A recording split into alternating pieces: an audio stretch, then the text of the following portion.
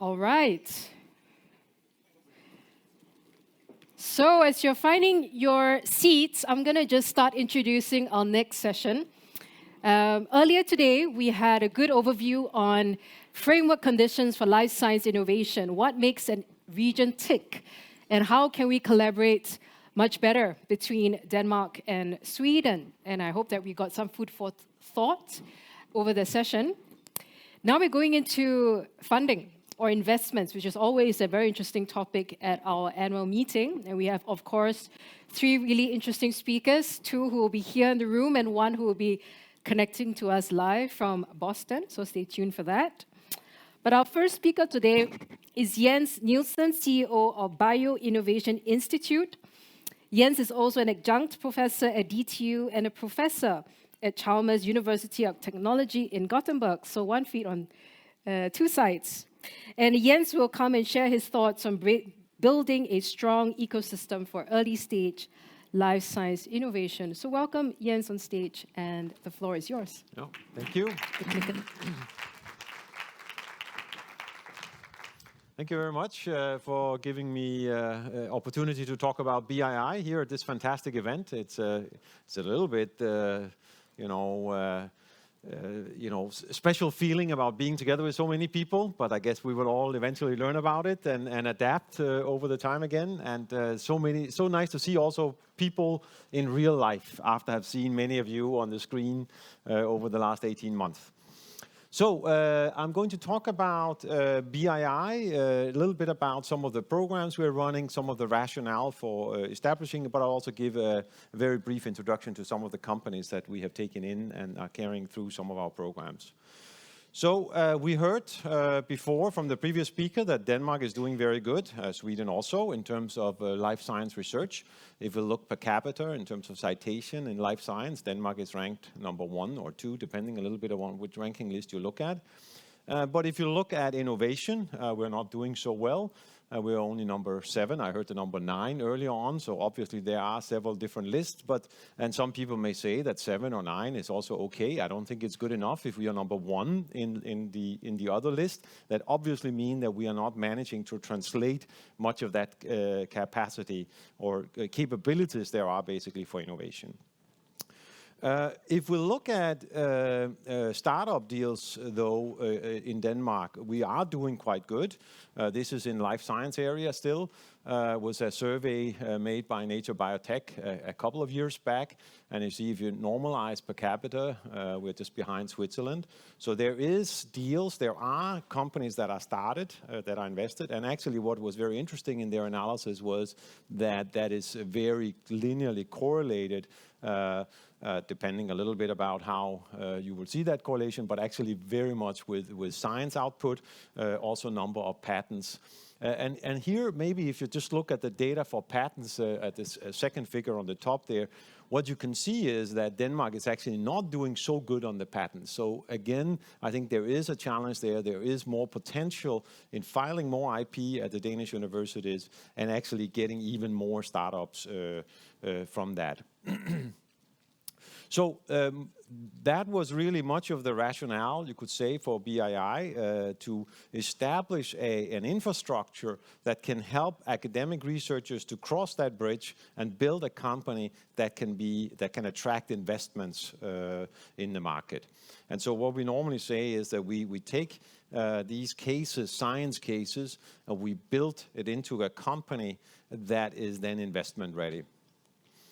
And we are a private non-for-profit institute that supports life science innovation.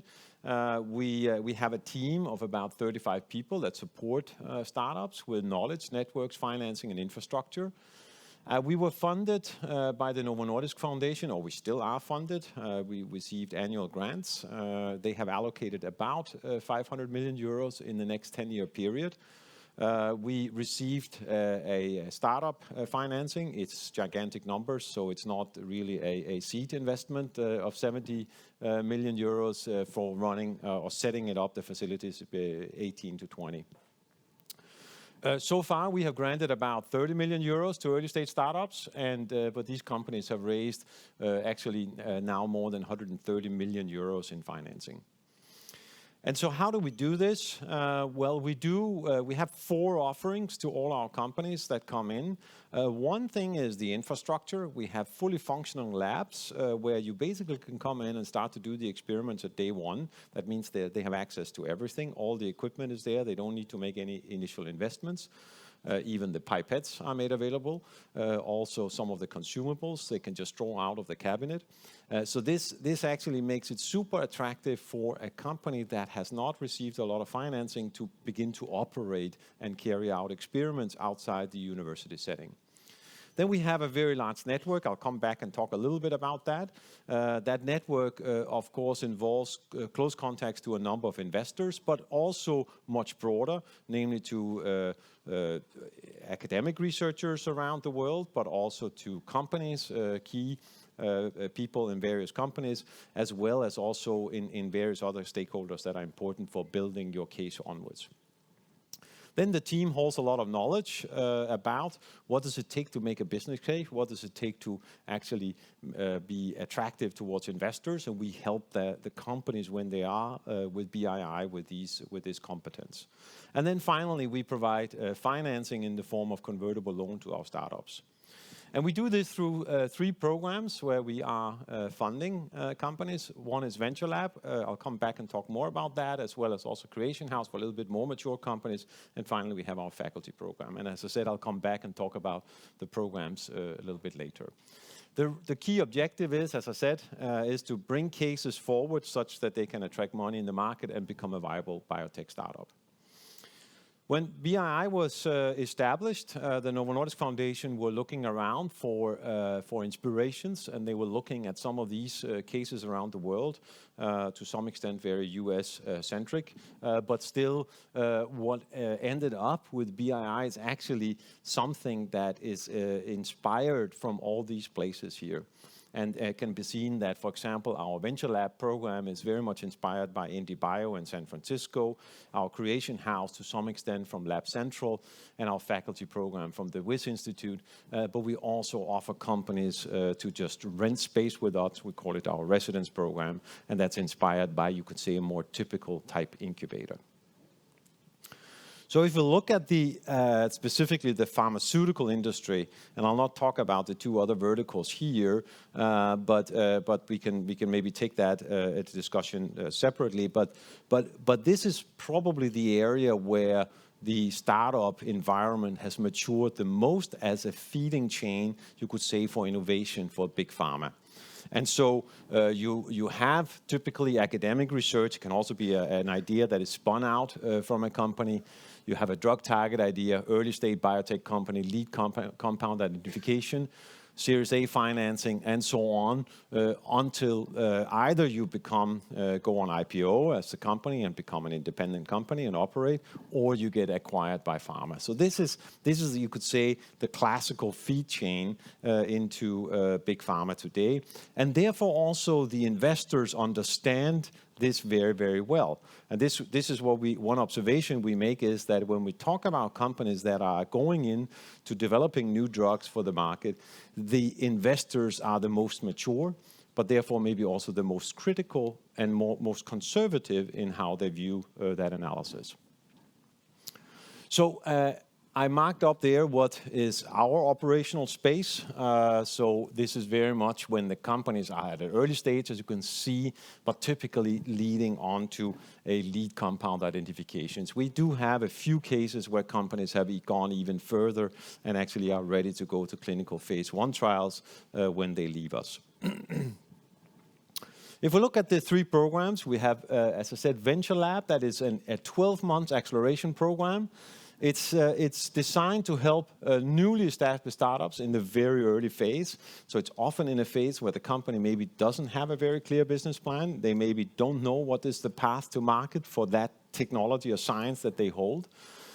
We give them 4 million Danish kroner in a convertible loan, and they follow this acceleration program, which is a little bit like going to school in the sense that it's really some specific elements that they have to go through and pass through in the program. We also, the companies that enter Venture Lab are seen very much in terms of cohorts. So we focus very much on building cohorts around the companies so the companies can learn from each other and kind of see similar type of classmates, so to speak, and actually learn in that process here. If you take Creation House, that is a little bit more mature companies. They typically have all clarified all IP. They also have a team in place. Maybe it's not still the perfect team, but we are building it. But at least there is something to establish on.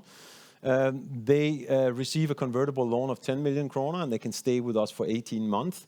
We do have a number of components also in the program. There are some offerings that we give to them, to the companies. But they are, as I said, more mature stage.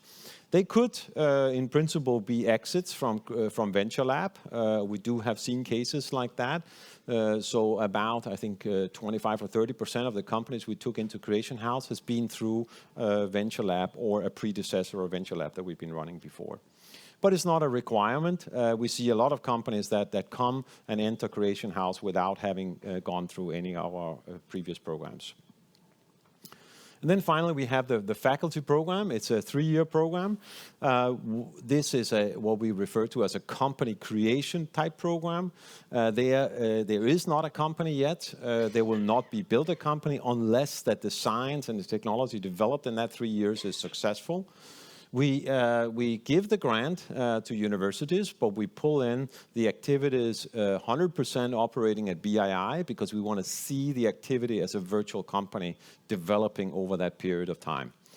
This allows us, this program allows us to actually address topics or needs, you could say, that are not, we do not see being addressed in the applicants for our 2 other programs. And hereby it helps us to enable us to set also a scene for which areas we should focus on going forward. So I mentioned our network is extremely important. For that, we have collaborated or established partnership with a number of VC companies, all international except for Novo Holdings, as you can see. They cover all 3 verticals, therapeutics, health tech, as well as bioindustrials. Some of them, Novo Holdings and Sofinova, cover all 3 segments. Otherwise, they are normally domain specific. And so these venture capital partners help us to also select. They are part of our program advisory groups that helps us in the final selection of companies that enter into our programs.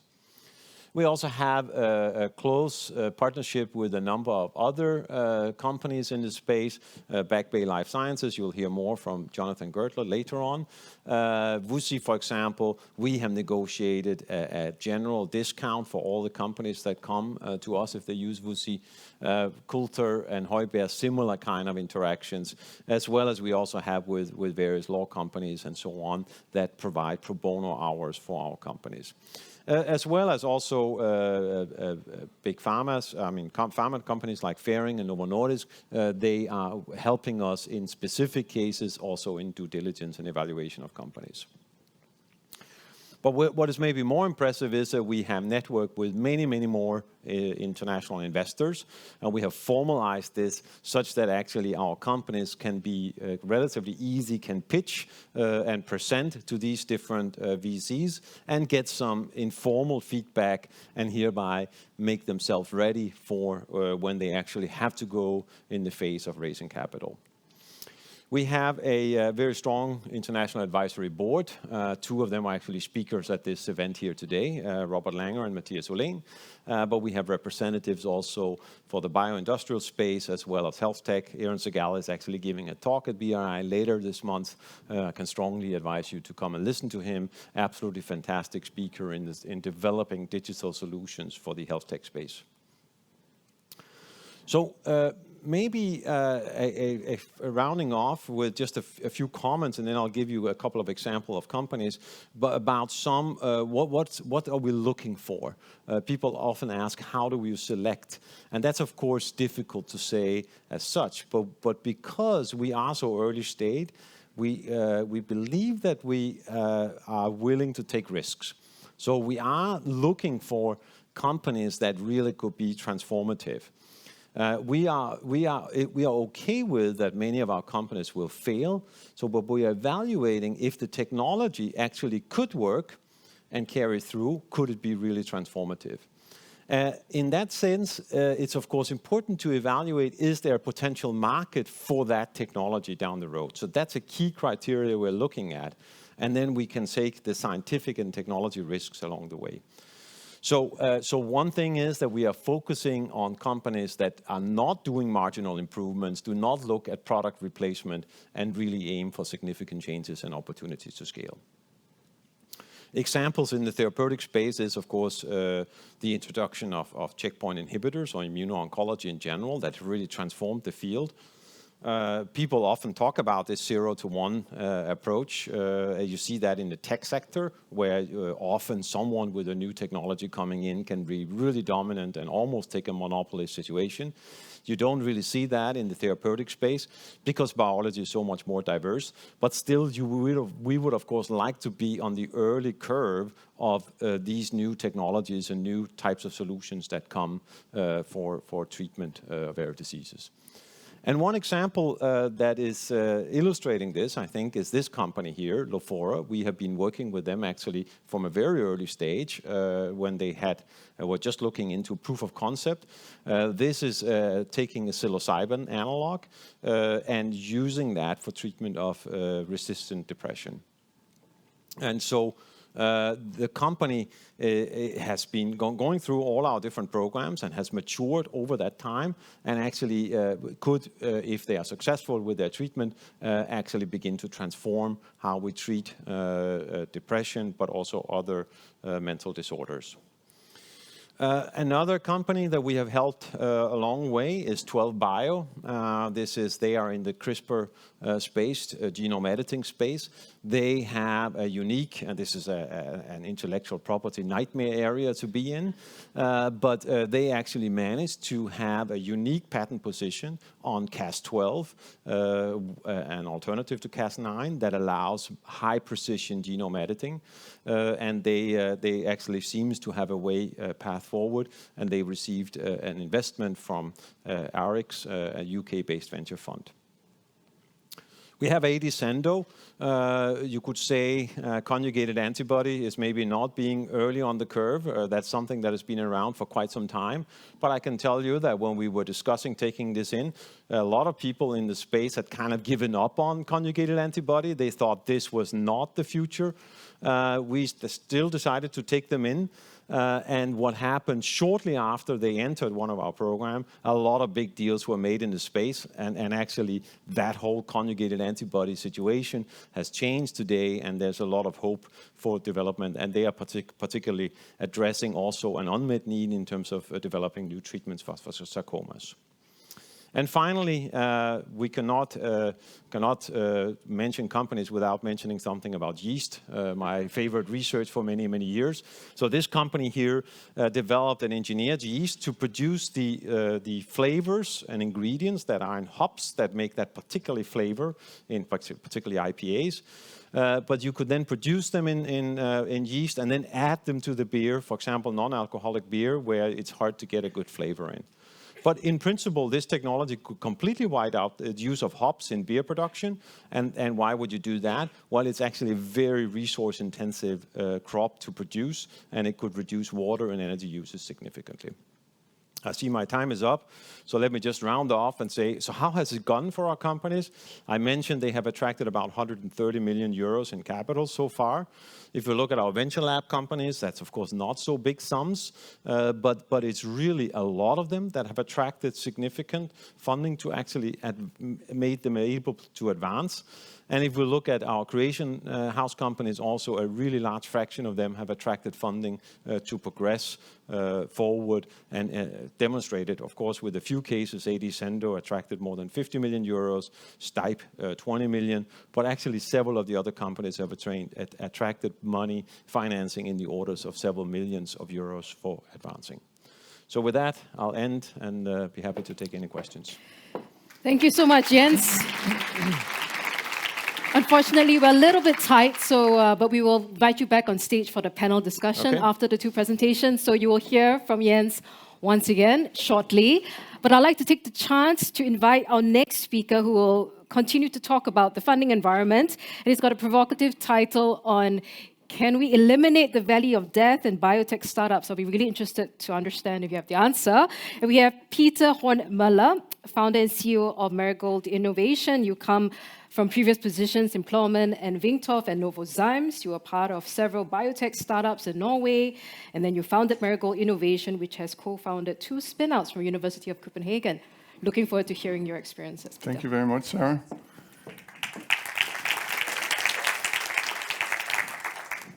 Thank you for the invitation. I'm really happy to be here together with you, the esteemed speakers, all of you, all the rest of us in this room.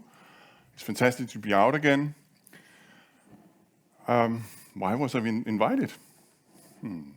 Maybe I could, because I make provocative titles for my talks.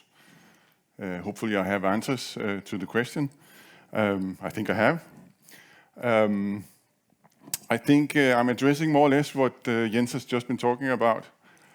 We know and we all acknowledge that we are one of the best regions in science in the world, here in the Silicon Valley area, but we are not super good at turning that into companies. The ecosystem is fantastic, and it has grown over the last 20 years. And the last, you could say, initiative is the BII from Novo Nordisk Foundation, which I think has done a lot to close some of the gaps in the value chain. So this is, of course, the value chain, and there is, I think, still a gap in the value chain, because it still requires a lot of effort to get into BII. It requires a lot of insights into how to make a business to actually approach some of these programs that are out there. And I think that one of the central points here is to acknowledge that people, where they excel most is when they do what they like most. Scientists like to be scientists. They don't necessarily want to be business people. So if they want to be scientists, then let them be scientists and meet them as the scientists. So that's what my team and I have tried to create, and we actually have created a small, you could say, the missing link, Marigold Innovation. It started with me 3 years ago, and now we are almost 5. And we don't have any money. There will be collection boxes when you leave the room. So Marigold is hopefully this missing link in the value chain that are still missing. Even though we have BII, we have fantastic universities, we have fantastic CTOs, we have a fantastic environment and investors, we have the industry, but there's still this missing link that actually approaches the scientists. So, as you said, Sarah, I've been in this business for more than 2 decades. I have been working as a patent attorney, I've been working in industry, I've been working as a startup, and I can say that I have been luckily part of a few successes, but I also spent a lot of time wasting a lot of money, mostly other people's money, on projects that never really move forward. So I kind of thought, why is that? I think the projects that never move forward, they typically either stay at universities because the scientists do not know that there's a commercial potential. Even though we have TTOs and accelerators working out there, the scientists do not understand what it takes. So they don't even see the potential in their science. And next thing is that if they see that potential, they in some way strand in no man's land. Either within the first week or 2 weeks or half a year, 2 years, but they strand somewhere there, and only the few who can actually manage a lot of things, the scientists that can do more than science, the top of the iceberg, the guys that we all read about in the newspapers, Mathias Ullén, those guys, they can go through no man's land and actually successfully make a company. But the rest of us, we cannot. And there are thousands of projects out there that never even get to the point where they are in no man's land. And thousands of projects that strand in no man's land. So let's try and understand what happens. You know, if you have great scientific results, the scientists, of course, know that the way to get it to the patients is through a commercialization. So everybody goes, yay, we have a fantastic scientific discovery. It can solve a lot of diseases. And everybody is cheering and thinking, this is going to be great. What an adventure. And they talk to some friends, and the friends say, you know what, you have to go through a certain door. There is a door here, and you will be given an apple. Maybe it would have been even more fun to get a carrot, right? But there is an apple here, and that's what you have to live from. By the way, when you cross the door, there's no more advice, no plan, no nothing. You have to cross a desert. You do not have a map of the desert. You do not know what it requires to go through the desert. You don't know how long it's going to take, what it requires at all. But once you pass the desert, hallelujah, there will be money, and you will have a company, and you will be in heaven, and suddenly things will start working for you. Few people can cross a desert without a plan, without a team, without special expertise, not just on their own knowledge. So those that can pass the desert, those are again the guys that we read about in the newspapers, because they exist. There are many that can do it, but I think that there are 100-fold more that cannot do it. So what do we do with these guys? So to actually come through, I mean, you know that Jens was talking about it, you need to have a case. How does a scientist make a business case? How does he talk to an investor? How do you make a business plan with milestones or value inflection points? How do you make a budget? You need to talk to a lot of experts. The curse of our business is that you probably need, 10, 15, 20 different specialists around the same table. And if you set these 20 different specialists around the table, they don't even understand what each other are doing. I have a patent background. I can sit with a CMC guy, and I have no clue what they're doing. I know they're there. I know I need them, and if I talk to them, I don't understand what they respond back to me. And he probably doesn't understand what I'm saying when I talk patent language, right? So you need to have this team that are so incredibly important, but no startup can pay 20 people, full-time guys that know what they're doing. Secondly, if you then start embarking on this journey, you need money. You need to talk to Jens. You need to talk to the venture capitalist. You need to talk to whoever has money to actually pay the process. That's difficult. So in the beginning, you probably don't even get any money. Or maybe you get a little money. Maybe you get 500,000 Danish kroner. Can you make your proof of concept study for 500,000 kroner? Probably not. So you do a bit of the, the toppings, and then you get another 500,000 Danish kroner or Swedish kroner. You could do a bit more toppings, and then you probably spend 2, 3, 4 million kroner in small tranches, spending 2, 3, 4 years until you get the money so you can actually show where there's proof in the pudding, right? And suddenly the proof of concept is not there. Now you spend a lot of years, a lot of money, and failed. So how do we tackle this? Or, let me turn it upside down. When I was kind of considering this system here, I was a bit frustrated that this is the way that we handle great scientists. We ask them to pass a desert without any help. We expect them to be business people, finance people, IP guys, managers, CMC, tox, biostatistics, whatever. And by the way, we don't provide them any money, so we just let them on this trip. And I think it's provoking that we even have a name for it. Valley of Death. So I thought, how can we fix this? So my thoughts were, why don't we meet the scientists where the scientists are? At the university. Why don't we provide them with a team that has all the core competencies that are needed to create a company at the university?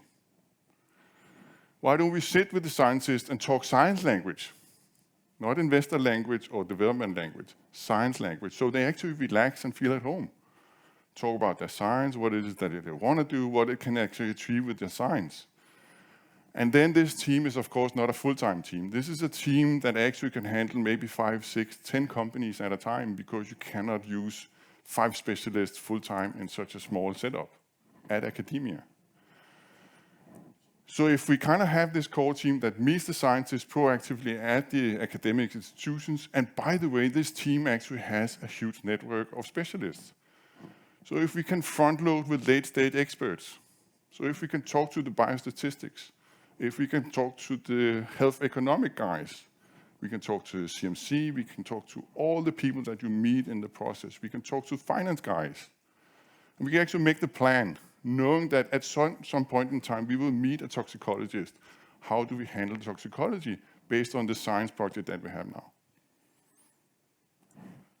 And another thing, I think both Jens said it and Matthias said it, a lot of companies probably strand because they incorporated too early. If you incorporate too early, then you don't have a plan. If we state what we have been doing for the last 3 years, I've been working with probably 60 projects. Most of the projects we work with for more than half a year, some of the projects we work with for 2 years in the university setting. We come in and we are part of the team. We are not only advisors, we are actually part of the team. We get dirt under our fingers. We sit them and work, day out, day in, and work with their project. And suddenly we find out some of the projects should never have been incorporated as a company. And they have learned something by that process, and they are not a failure because they're not taking out and incorporate a company. It's a science project. And those that we take on, we add on more and more and more, and at a point where we know now we probably maybe even have a lead molecule in the university setting. We know this might be something worthwhile incorporating. Then we put together the business case. We know all the milestones that we need to deliver. We know the cost. We can actually make a plan, hopefully even beyond Series A, to say what do we need to do when, and what does it cost? And then we incorporate, and only then. Together with the scientists, and we are still the team that follow the scientists. So we have been working with them now for 2 years in an academic setting. Now we continue in a company setting. We still have all the network to the late-stage experts, and we use them only when we need to use them. So in that way, we actually have a continuous flow from when they're academics into startup and all the way until they're mature on to talk to real serious investors. I think what we can do here, we bring science projects faster to market, more mature.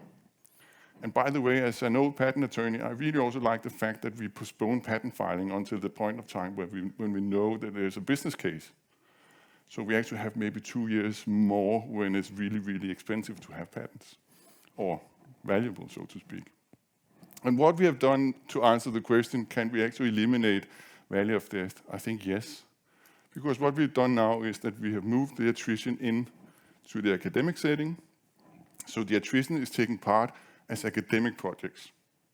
They are not incorporated, they are not a failure, they are not belly-up projects. They are scientific projects that we decide not to incorporate around. There is still a tail that goes into the incorporation because, of course, even though we've done all these things, it's difficult to get money. So part of this is that to do this is that we understand the science, we understand the scientists, we understand the people. Based on that, we make the story and the strategy, we make the plan, then we have the budget. But now we need to get the money. So if we actually get the necessary funding that we can allocate from the day when they're incorporated, we take away the tail of the value of death because now there's money from day one. And we can do that because we have been following them for 2 years at university. We know the project, we know the plan, we know the funding need. And that's what we are working on right now, establishing a Marigold fund. We are not the only ones that are doing this. There are several other entities around the world that are doing this. We are doing it in different ways. We are networking with 5-10 of these incorporations and sharing ideas and thoughts on how to tackle all these problems. So if you want to join us, please come and join us. We have the missing link. Now we just need the necessary fund.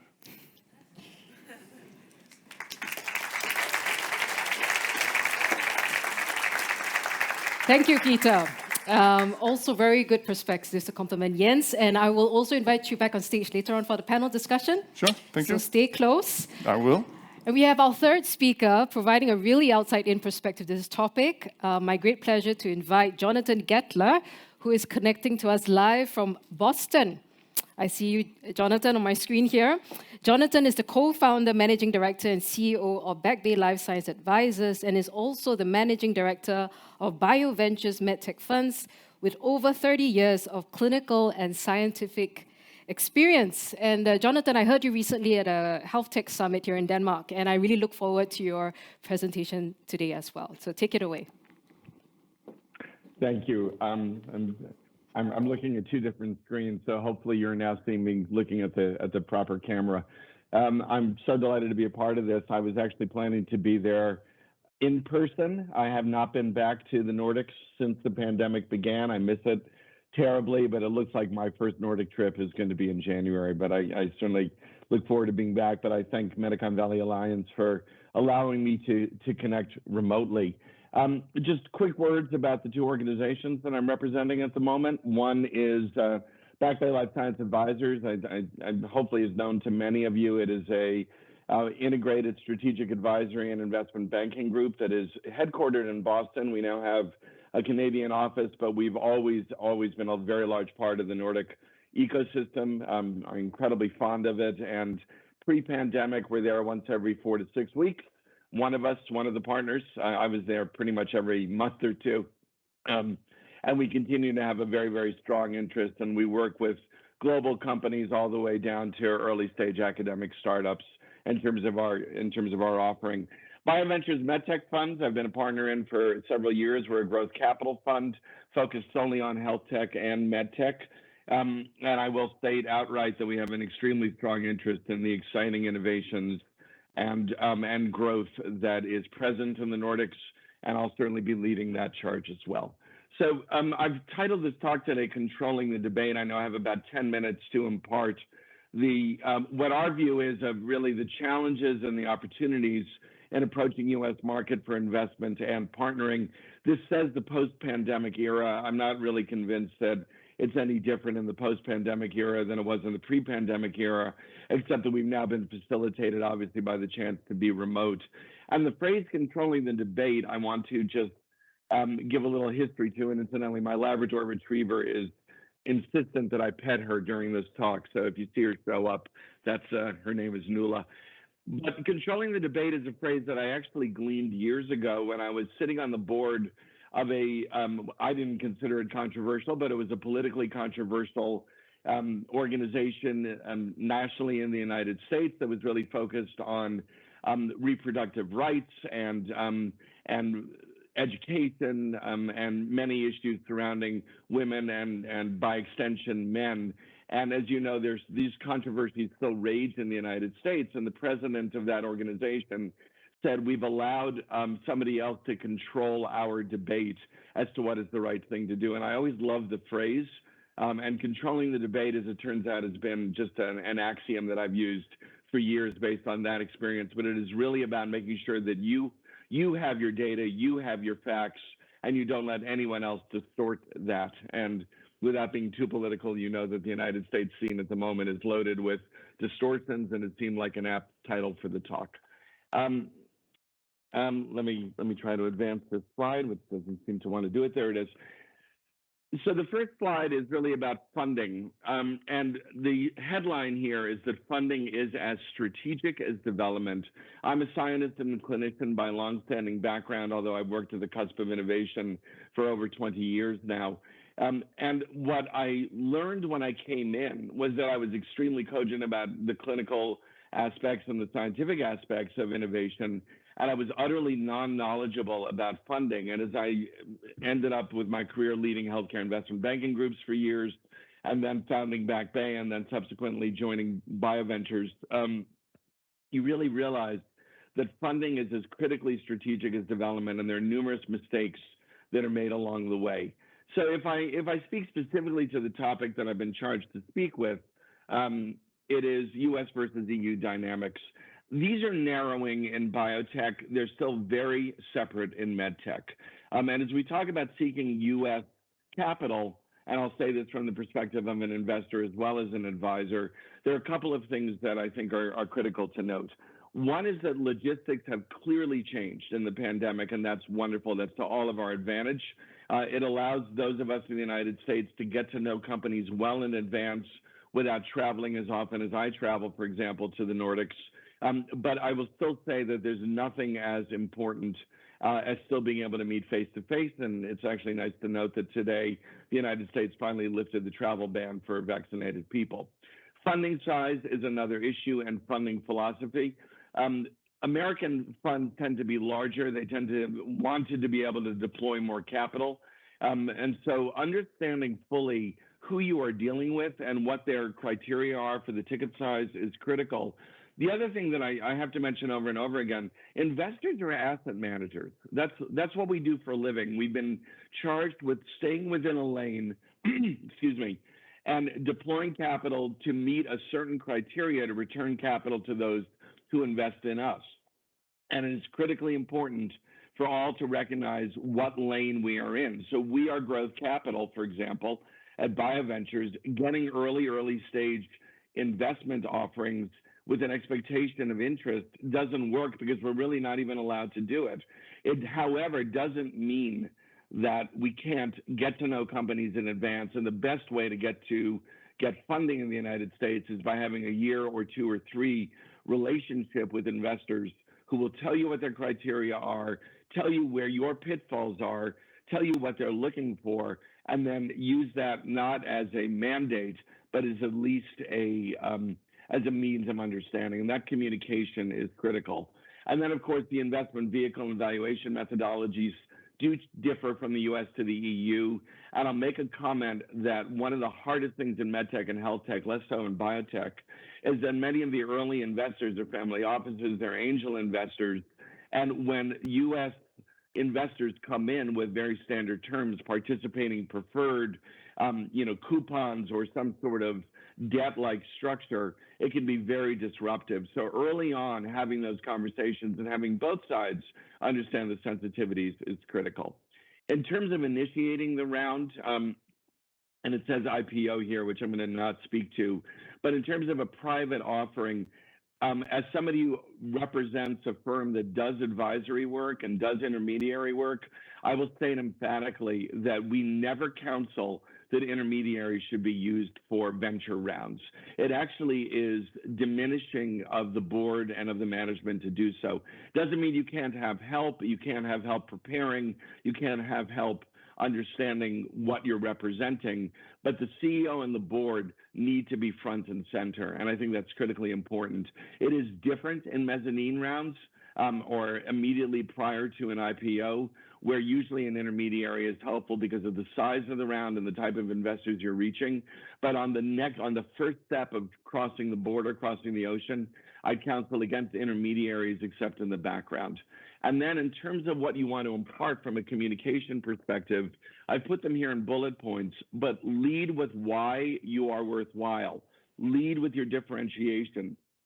Make clear that your strategic direction is understood and that it actually includes U.S. regulatory strategies. Don't be afraid to say we haven't done it yet. Don't be afraid to say we don't know for certain, but don't let anyone else decide for you what you think is best. And that's where the control, the debate comes into a clear focus for this.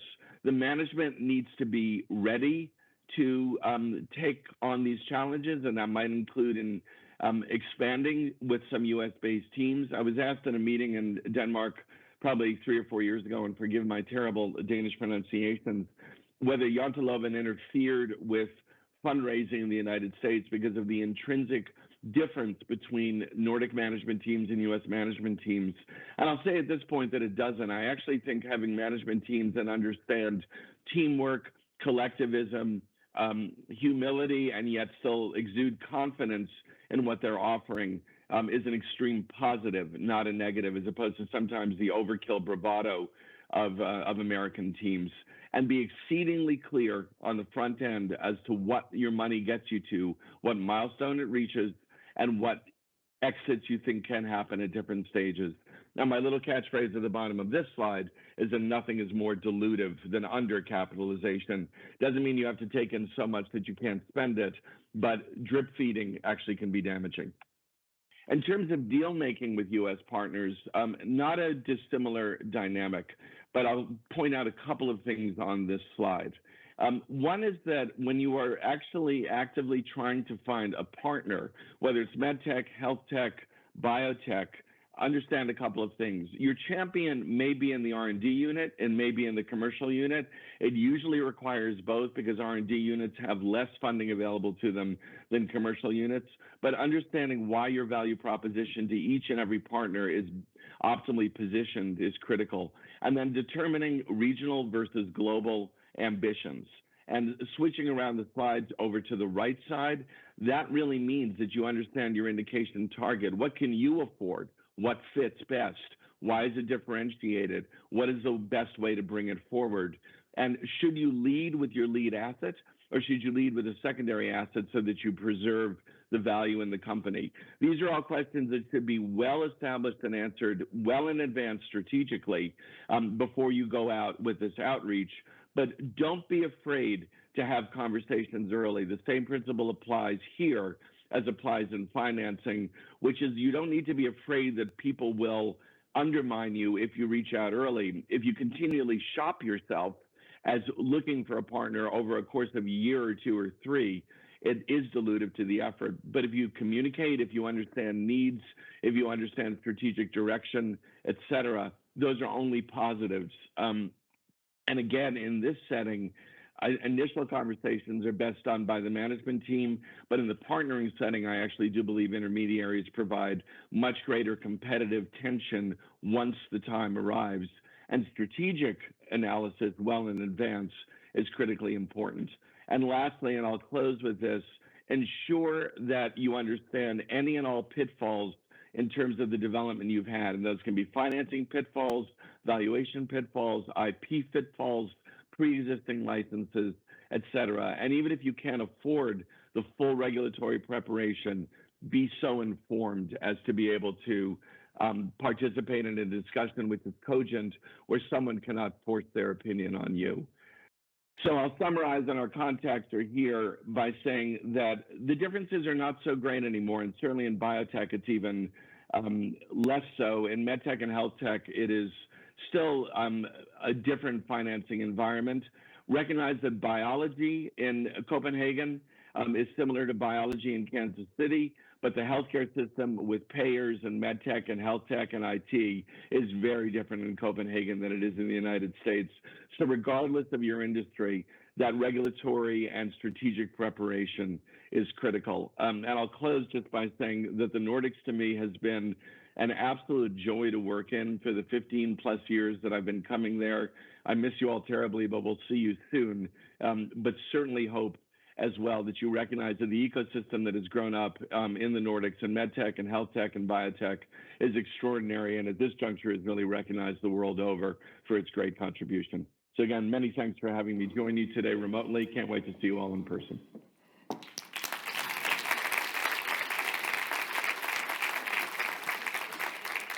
Thank you so much, Jonathan. You have a standing invitation to come visit us in Copenhagen and Southern Sweden anytime. And please stay on as I invite our two previous speakers back on stage, Peter and Jens.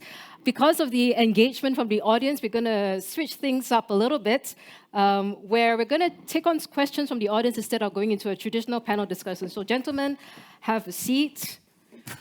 I will actually get to sit down, which is nice.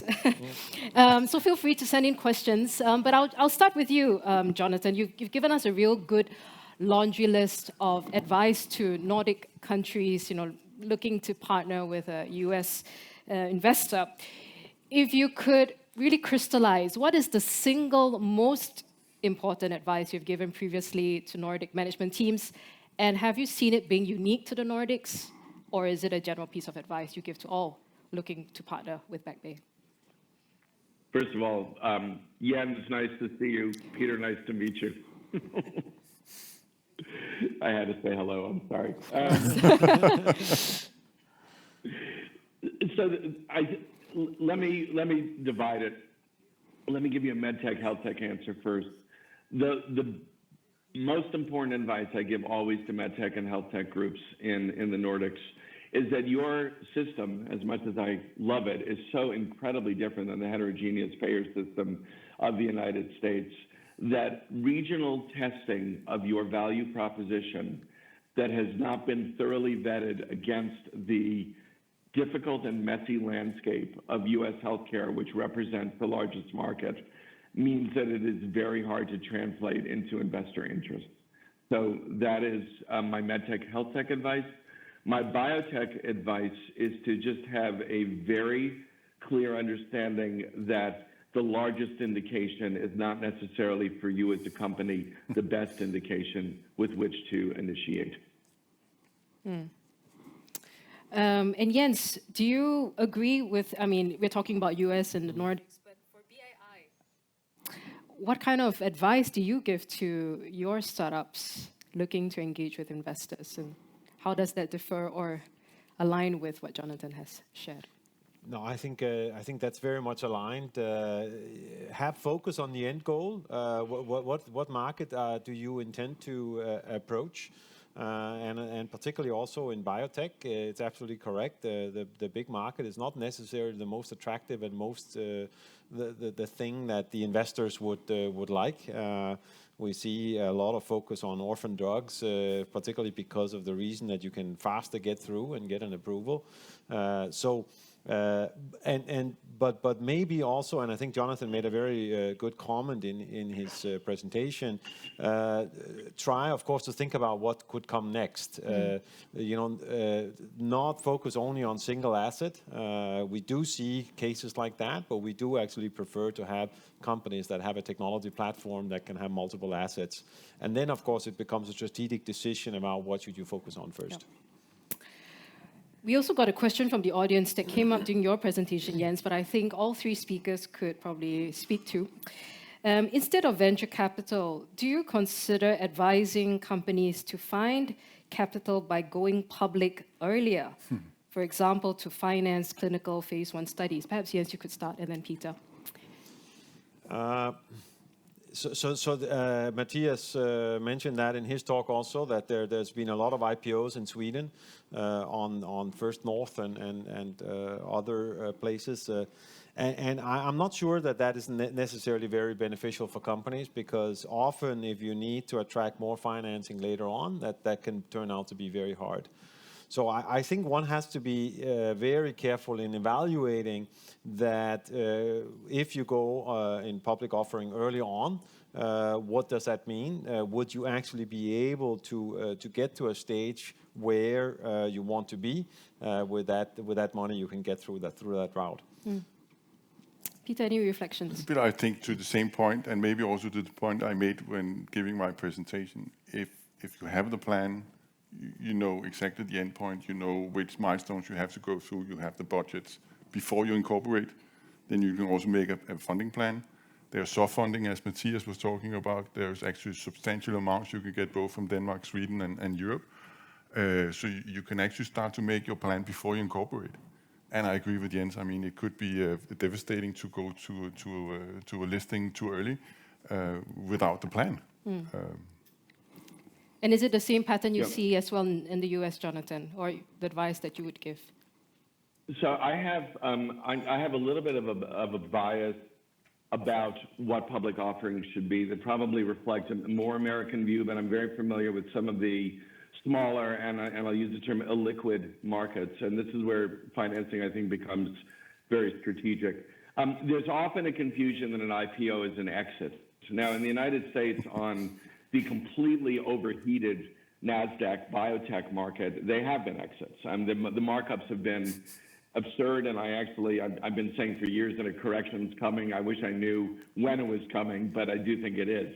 And ironically, my partner at BioVentures, Mark Goldberg, was involved in the first biotech IPO 30 years ago, Genetics Institute, and their IPO was less than the average Series A round at the moment in Kendall Square in Copenhagen. So the world has changed dramatically.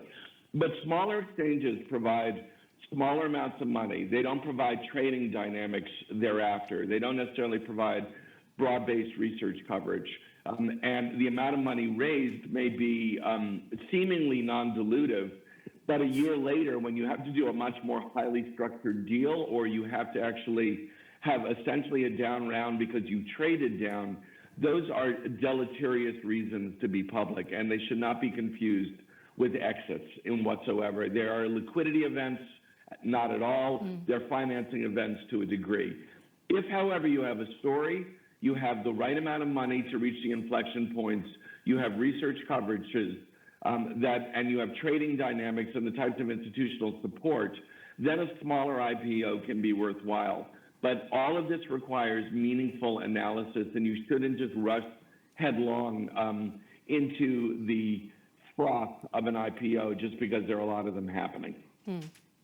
Fantastic. Just before we went on our break, we asked a poll to the audience, actually, which I think we could reflect on before we go to our next break. And I would like the tech team to help me bring it up on the screen, and I will read it out to you as well, Jonathan. And we asked the question, beside the need for funding, which resource do we lack the most in Medicon Valley region?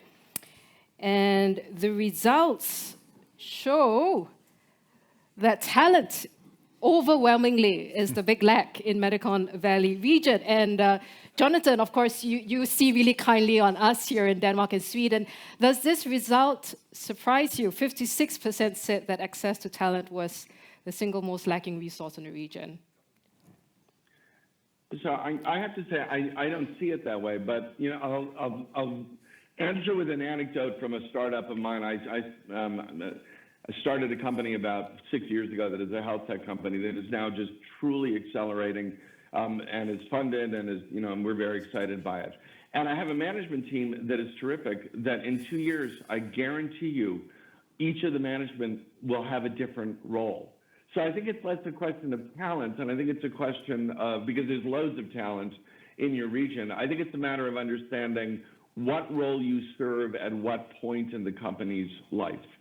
So if you are a wonderful engineering development CEO in Medicon Valley, and your next step is going to be commercialization in the United States and partnering, your next CEO should likely be a commercial person or one with extensive business development and partnering, and your role should then probably migrate to chief technical officer. So this goes back perhaps to my Untitled comment earlier, understanding with humility, and this is very true in the US too, when you should step aside, when you need to bring in others. There is no single team that is only fed by one person. And as long as you have that attitude, I don't think there's a dearth of talent. You just have to constantly prospectively be looking to the next step, as Jens and as Peter and Navai have all said on this conversation, so that you anticipate and have a seamless transition. And in that setting, as I said, I'm incredibly enthused about the talent and the innovation that emanates from your part of the world. You're really kind, Jonathan. Jens and Peter, do you agree with the assessment, or do you have something to add? Talent being the first most lacking resource, second research infrastructure. Yeah, I would agree with that, but I still would say, and why I also ticked talent, because which can of course be many things, but I think compared with Boston, we are lacking serial entrepreneurs that actually can spot cases and help shape them, and actually bring cases forward. But that gives an opportunity, of course, for BI and Marigold to fulfill that void and hopefully help the science to progress anyway. And to follow that, I made a note. What kind of talent is it that we are missing? Because we all agree that we have great scientists. So there's a lot of scientific talent that can also go into companies. So maybe the talent that is missing is, as Jens is alluding to, people that have done it before. But there are people out there who have done it before, not necessarily in startup, but in industry. So it may be a question of creating an ecosystem where it's okay to drop, come out of Novo Nordisk or Novozymes, Christian Hansen, whoever, and actually be part of a startup company. Because there's a lot of knowledge in just having been in the industry, and it's not that difficult to run a startup company. You just need to understand the dynamics in the field, and I think anybody who's been in industry can learn that very, very quickly. So we have a huge talent pool here. We just saw it in the numbers that Annette was presenting in the beginning with the number of employees that we have in the industry. There's a lot of talent out there. Good. Sorry, go ahead, Jonathan. I'm sorry. I was going to say, Peter, the one thing that I would say, and I agree with you that there's a lot of industry experience that can be translated. However, not everyone is cut out for an entrepreneurial environment. I agree. Just the word of caution, and this is also where we as a fund, as well as Back Bay, love to work across the pond, because there is that nurturing that comes to it. The insecurity, the lack of funding, the serial fundraising, the lack of clarity, the turndowns, the rudeness among the investor community, all of those things are very different than sitting in a senior position in Novo Nordisk. And can I comment on that? Because maybe that was my point, that what you do best is what you like to do. Yeah. So there will be managers or senior managers. I can look at one even now, right now, Søren. He's been a senior manager in Novo Nordisk. I think he's doing a fantastic job as being a CEO of a startup company. Maybe there are investors out there with another opinion, I don't know. But Jonathan, you can't see this, but in a room with about 300 people and everyone's agreeing with the sentiment. But thank you so much, gentlemen, for a great discussion. We look forward to continuing in the break. Thank you, Jonathan, as well. Thank you. Yeah, thank you. It's a pleasure to be here. Good Thank to see you. you, Jonathan. Good to see you again. Nice to meet you again. oh, that's what we're doing. All right, so I hope that you'll take the chance to grab Jens, grab Peter, and talk to one another about what has been discussed and just catch up over coffee and networking. But make sure you come back later at 4 o'clock. We're going to go into innovation through clinical research and public-private partnerships, as well as a really exciting presentation by Dr. Langer. So stay tuned for that. So I'll see you back here at 4 o'clock.